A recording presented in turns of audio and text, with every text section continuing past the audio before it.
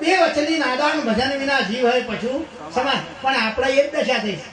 એક બાજી હતો તે હેતરમાં બહાર થઈ ગયો બપોરે અને હોકડું નાળ્યું હતું. આ રસ્તો જવાનો હતો એ અને વળતો જ 5 વાગે તે તબળતું હતું ની મોં વાહણ હતો મોય અને માજિયા રસ્તામાં એક બેઠેલું આડું ઊંટ તે આ વાળીનું મૂઠું અને પેલી વાળીનું પૂંછડું માજી આઈનું બરક આવું હોકડું નેડ્યું છે ને આ ઊભું થઈને મારા હો હું આવશે તો ભૂંચવા દો તાણ મરસાના હોન બેહીલું ઓળણ નીંદટીલું માજી મૂઠાવા બેઠે પણ બીક લાગી નહીં બચકું પર હતો પૂંછડા હમાયા માજી ચણીઓ જાડ્યો અથડે અને એક પગ દીધો પેલી બાજુના ઊંટને શેર ચણીઓ અડ્યો ઊંટ થઈ ગયું ઊભું જંતીભાઈ અને આ માજીના ઊંટ લઈને હેડવા માંડ્યું. એક હોમાં ભરતભાઈ આવતા હતા કે સ્વંતામાં સીધ જવાય છે કે બેટા મારા ઊંટ દોડે આ ઊંટ લઈ જાય કાગળ નહીં આ ઊંટને દોયડી કે નહીં મોયડી કે જેથી આનું વાળું પેટું બેરા ઊંટ લઈ જાય જવાનું છે. આપણા આ દશા થઈ જંતીભાઈ ઊંટ દોડે ભગવાન હું છે ને ભક્તિ હું છે.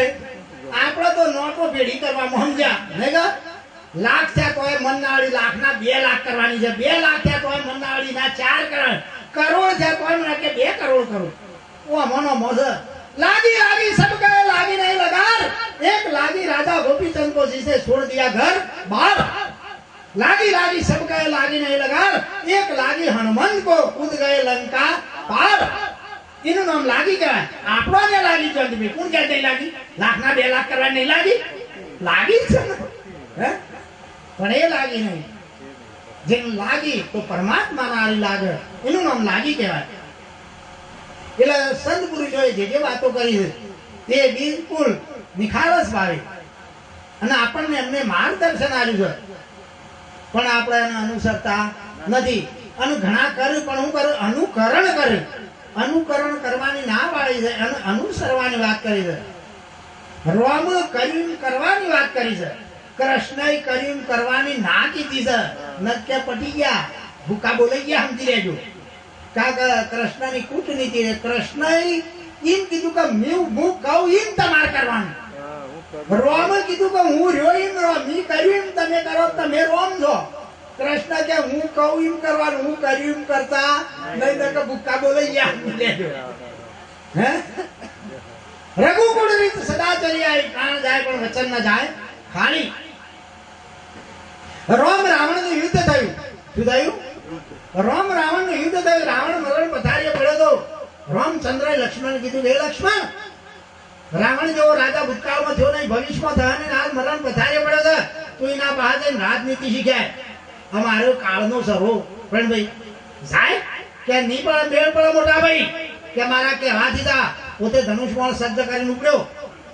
રાવણ પડ્યો ત્યાં જો જઈને ઓશંગામાં જડવા છે ને માથા જઈને ઉભો રહ્યો અને આકલ કરી હે રાવણ પેલો આમ જોઈ ઓહો મારો કાળાઈ નું ભર્યો છે પાછું ઓખે બંધ કરી દીધી 15 મિનિટ નું ભોળીને પાછો આવ્યો. મોટા ભાઈ હું નતો કહેતો કે જેના હાથથી દુશ્મન મરણ પથારીએ પડે છે તમે મને રાજનીતિ શીખવાની વાત કરો છો કે પણ છું હું કે મેં જઈને બોલાવીને ઓફ ઉગાડી મારા હોમને ઓફ બંધ કરી દીધી પણ બોલ્યો જ નહીં કે તું ઉભો હતો છો.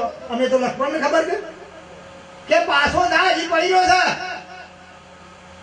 શરણે જતો રહેજે અને 2 હાથ જોડી વિનંતી કરજે. એનો લક્ષ્મણ પાછો જો રાવણ પડ્યો તો જઈને પગે જઈને ઉભો રહ્યો. શરણ નો પગ થાય શરણે જઈને ઉભો રહીને 2 હાથ જોડ્યા કે હે દશાનંદ એનો રાવણ વાકું કાઢી ઓમ જોઈને કે ઓહ લક્ષ્મણ બોલો કેમ આપું છું બે હે ના જતા પણ ફરક કેટલો પડ્યો શબ્દોમાં ફરક છે.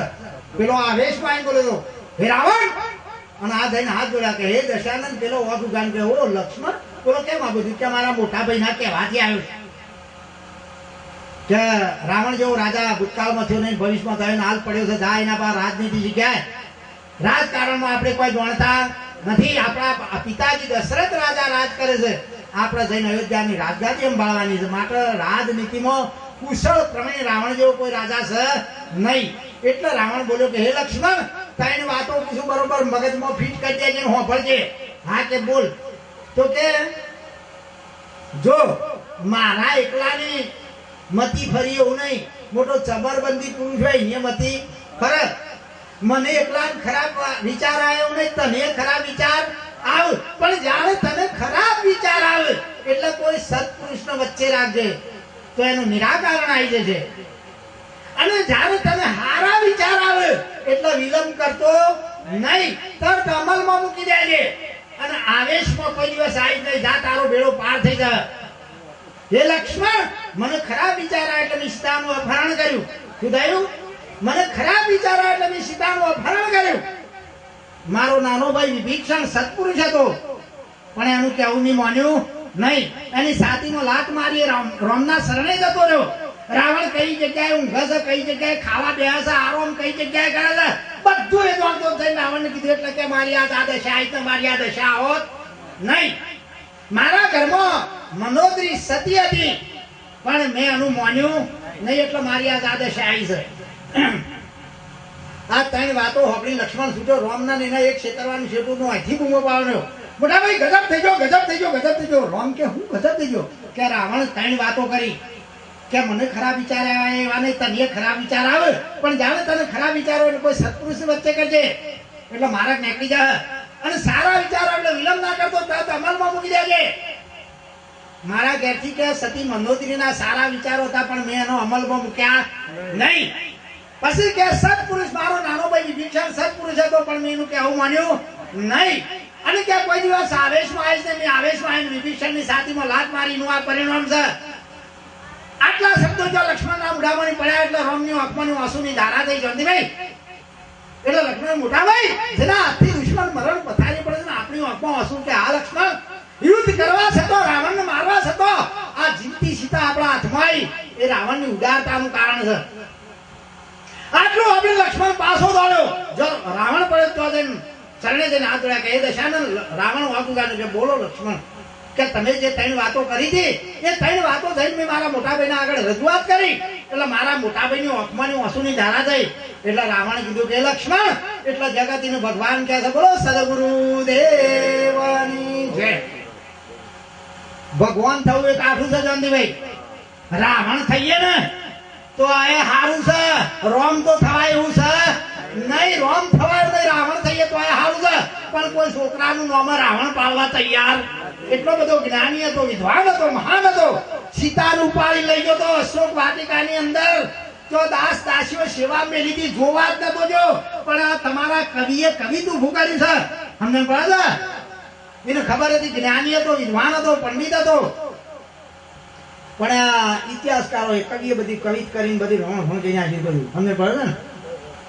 એટલે રાવણ એટલે આની અંદર જે અહંકાર છે એ જ રાવણ, બીજો કોઈ રાવણ નહીં. રાવણ ને 10 માથો હોય, એ માના પેટમાં સમગંડ્યો હોય, આમ પાહુબામ ની ફેરવે અને બોલે અને ઊંઘાય એટલે આમ ખડકડો ના થઈ જાય 10 માથો નો ઊંઘાય સમજાય. પણ રાવણ એટલે કામ, ક્રોધ, લોભ, મદ, મોહ, મત્સર, અજ્ઞાન, અહંકાર, વેર, ઝેરની ઈર્ષા, આનું નામ રાવણ નો 10 માથો. અને બળદ આની અંદર આત્મા છે, રોમ છે. કયો રોમ છે? આત્મા છે, રોમ છે. એના બાદ ધીરજ રૂપી ધનુષ છે. કયું ધનુષ? ધીરજ રૂપી ધનુષ છે. અને એના બાદ પ્રેમ રૂપી પણસ છે. એ ધનુષ ને કઈ પણસ છે? પ્રેમ રૂપી પણસ છે. અને વચન રૂપી મોણ છે. કયું મોણ? વચન રૂપી મોણ થી અહંકાર રૂપી રાવણ નો વધ કરી અને મોક્ષ આલ્યો. મન રૂપી મોમો મારી જ છે. અમારા જગતના જીવો ઉભા ઉભા આ રાવણ ના આલે 12 મહિને આવે રાવણ તો એ પૂતળો કઈ બાળ હે તાર 12 મહિને ભગવાન જન્મ ના જન્મ તો એ કે ગોકળ આઠ દાળ ભગવાન રાતના જન્મ માના છે. અરે વસ્તુ ભલામણ જન્મ મરે ભગવાન નહીં, એને પરમાત્મા કહેવાય નહીં. બોલો સદગુરુ દેવની જય. દૂધમાં ઘી છે જોનજીભાઈ, આખા જગત નું વિષ્ણુભાઈ ખબર છે. પણ આ બેન પૂછજો કે કોઈ દાળ 2 ચમચી રોટલી પર દૂધ ચોપડ્યું ચમ મોય ઘી છે ના ચાલે.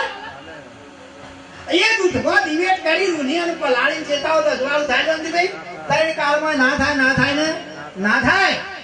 એ દૂધને જોમાઈએ એટલે એનું દહીં બને, એ દહીંને વલોઈએ એટલે એનું મોખણ બને. એ દહીંમાં ઘી ભરપૂર છે, પણ જો અજવાળાની આશા રાખો તો ના થાય ના થાય ને ના થાય. એ મોખણમાં ઘી ભરપૂર છે પણ દિવેટ પલાળી ચેતાવો તો પ્રકાશ ના થાય ના થાય ને ના થાય.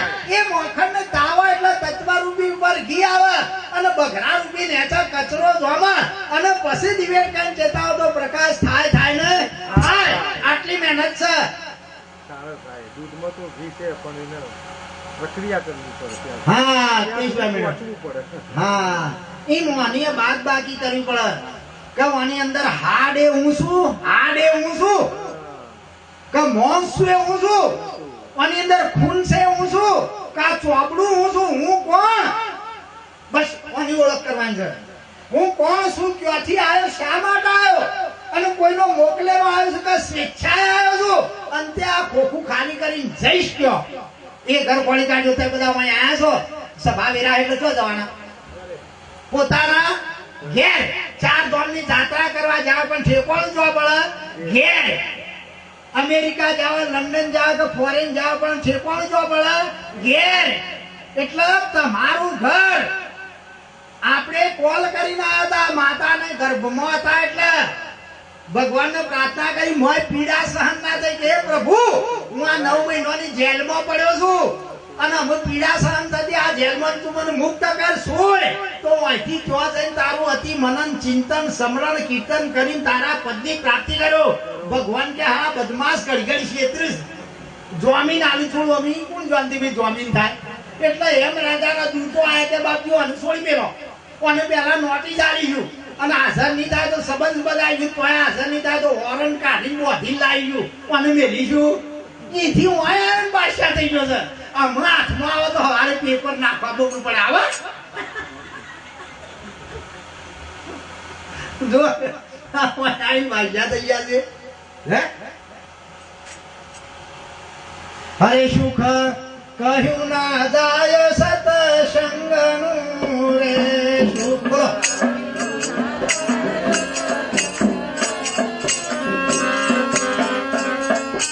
હરે સુખ કહ્યું ના જાય સતસંગનું રે સુખ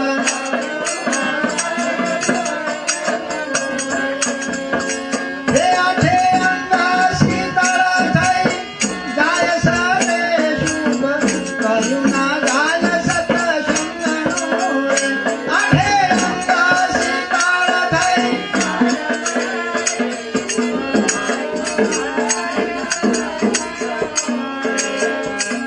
હે સુખ બ્રહ્માના લોકથી બારે ગણું રે સુખ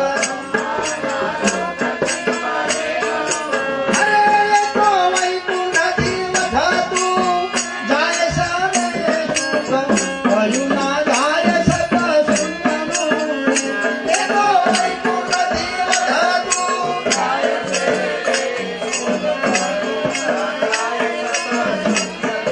હરે સુખ ઇન્દ્રના લોકથી અધિક સરે સુખ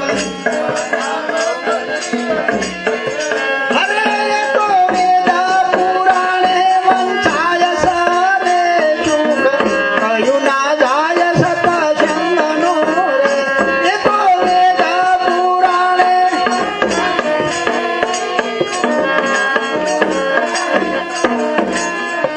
હરે જેના મનમાં આશા ઈચ્છા અધિક સરે જેના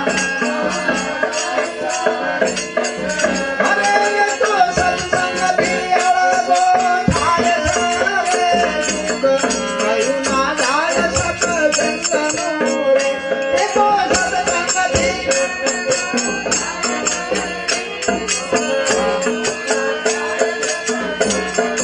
હરે મેઘા નરસિંહ કહે પ્રતાપતિ રે મેઘા હરે જેને લક્ષ દ્વારા શીતળી જાય સરે સુખ. એ સુખ શાશ્વત છે. આત્માનું સુખ છે કેવું છે શાશ્વત છે સનાતન છે જેમાં કોઈ પરિવર્તન ના થાય એનું નામ જાણતી ભાઈ સનાતન. તો સનાતન શું છે તો સત્ય છે એ સનાતન છે અને સનાતન છે એ જ સત્ય છે કે જેમાં કોઈ પરિવર્તન થાય નહીં. જે આવવાના જાય ના વધાના ઘટાના કપાયના પલળના હુકાયના બળના એનું નામ સનાતન. એ સનાતન છે તમારું સ્વરૂપ છે. શું છે? સનાતન છે તમારું સ્વરૂપ છે. જેને કોઈએ નિજ સ્વરૂપ કીધું, કોઈએ નિજ નામ કીધું, કોઈને સત્ય નામ કીધું, કોઈને સત્ય સ્વરૂપ કીધું. ઉપમાઓ ઘણી બધી આવી પણ વસ્તુ એક જ છે. એક વસ્તુના અનેક ઉપમાઓ આવી પણ વસ્તુ એક જ છે. અને તમે છો જે તમારું અનાદિનું અસલ સ્વરૂપ છે, જેને નિજ સ્વરૂપ કીધું, એ સ્વરૂપ આનંદ સ્વરૂપ છે. કેવું છે? આનંદ સ્વરૂપ છે. એ જ્ઞાન સ્વરૂપ છે. કેવું છે? જ્ઞાન સ્વરૂપ છે. અને તમારું સ્વરૂપ છે. પરમાત્માને જો ખોળવા જવાનો નથી, કારણ કે ખોવાઈ ગયેલો નથી. ખોવાયેલો હોય તો ખોળવા જવાનો છે, પણ ખોવાઈ ગયેલો છે નહીં. એનું ખોળવા જવાનો છે. એના માટે કોઈ મહેનત કરવાની નહીં. એના મોક્ષ જોઈતો